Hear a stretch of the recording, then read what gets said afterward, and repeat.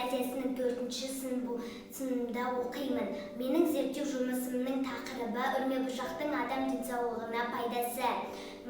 Зерттеу жұмысымның мақсаты үрмебұшақтың адам денсаулығына деген пайдасы және де үрмебұшақтың бөлме жағдайында өсіруге арналған тәжірибе арқылы жеткізу.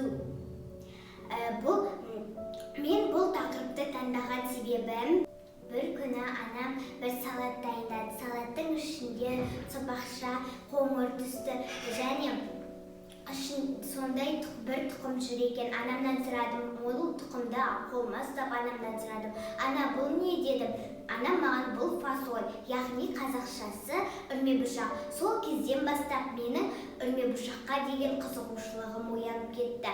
Мен интернеттен ашып, ең бірінші дереккөзім интернет болды. Қазір интернетті ашып қарасаңыз, дереккөздер толып тұр. Мен содан үрмебұшақ деп жазып, үрмебұшақтың суретін көрдім. Ол дәмі кәдімгі картоптың дәміне ұқсайды. Содан соң мен мектепке барған соң ата-аналарда, мектептерден, мұғалімдерден сұрадым. Сіздер үрмебұшақ туралы білесіздер ме деп, көбісі үрмебұшақ туралы білмейді екен және оны да қолданбайды екен. Үрмебұшақ қандай өсімдік? Үрмебұшақ тұқымдасына жататын белокты дақыл. Үрмебұшақтың 3 түрі бар: қызыл, ақ және де сары. Үрмебұшақтың отаны оңтүстік Американың үрмебұшақтың адам денсаулығына пайдасы көп екенін білдім. Құрамында мақұл және микроэлементтер, витаминдер және тағы да басқа заттар көп. Және үрмебұшақ диеталық және емдік қасиеті бар тағам. Үрмебұшақ қан диабетімен ауыратын адамдарға ең қажетті өнім. Өйткені ол қандағы қанттың құрамын азайтады. Оны атеросклероз, гипертония ауруларын алдын алуда және оны емдеу кезінде қолданылады. Қан диабеті, ревматизм, асқазан, ішек, бауыр ауруларына, жүйке жүйесін тыныштандыруда зор әсер етеді. Үрмебұшақ зат алмасуды реттейді, ағзадан улы заттарды шығарады, тез қарныңды тойдырады, нағыз антидепрессант болып табылады. Үрмебұшақ темір элементіне бай болғандықтан эритроциттерді түзуге қатысады және гемоглобинді арттырады. Ақ үрмебұшақтың құрамында кальций болғандықтан сүйекке мықтылық қасиет береді. Ал арықтау үшін канадалық ғалымдар күніне 130 грамм фасольді тұтынуға кеңес береді. Үрмебұшақтың пайдасына қатар зияны да бар. Қарсы көрсеткендері: үрмебұшақты қан кісілерге гастритпен, тоқ ішегі қабынған, асқазан жарасы, өт қабынуы, артық тұздың жиналуымен ауыратын науқастарға жеуге болмайды. Үрмебұшақты шикі күйінде жеуге болмайды. Оны улануға әкеп соқтыруы мүмкін.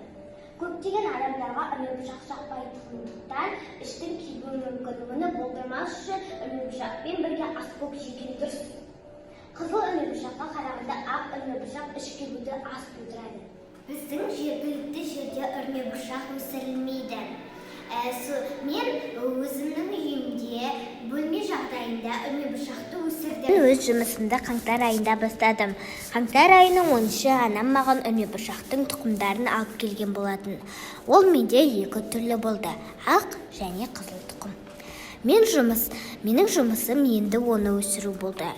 Мен ең бірінші мақтаны дымқылдап оған үрмебұшағымның тұқымдарын орналастырдым.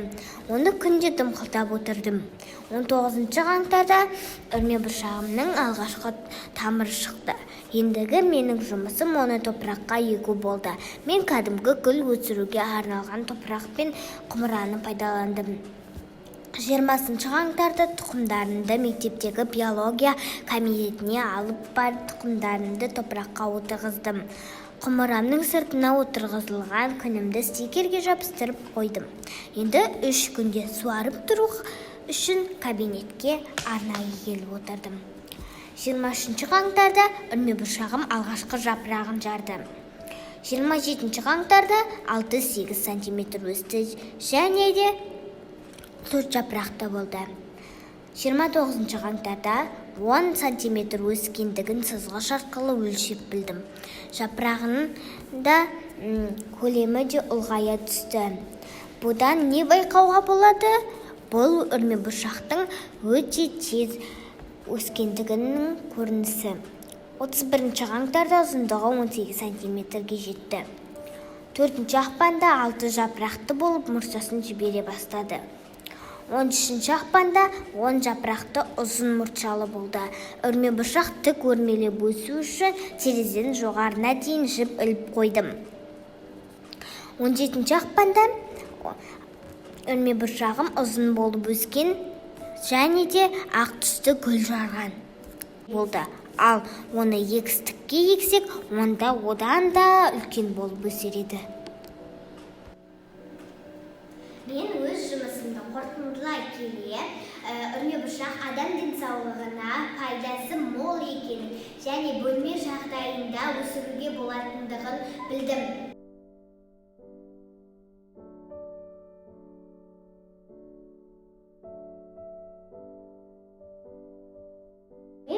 Жұмысымды қорытындылай келе, менің сіздерге берер ұсыныстарым: үрмебұршақ өсімдігін 10 негізгі дақылдың бірі екенін айта отырып, үрмебұршақты үнемі тұтыну, күнделікті рационға енгізу. Үрмебұршақ өсімдігін өзіміздің өңірімізде өсіру, туберкулез ауруы бойынша Атырау ауруханасында, ал үрмебұршақ туберкулезбен ауыратын науқастарға өте пайдалы өнім. Сондықтан ауруханаларда үрмебұршақтан қосылған тамақтарды дайындап берсе. Назарларыңызға рахмет, сау болыңыздар.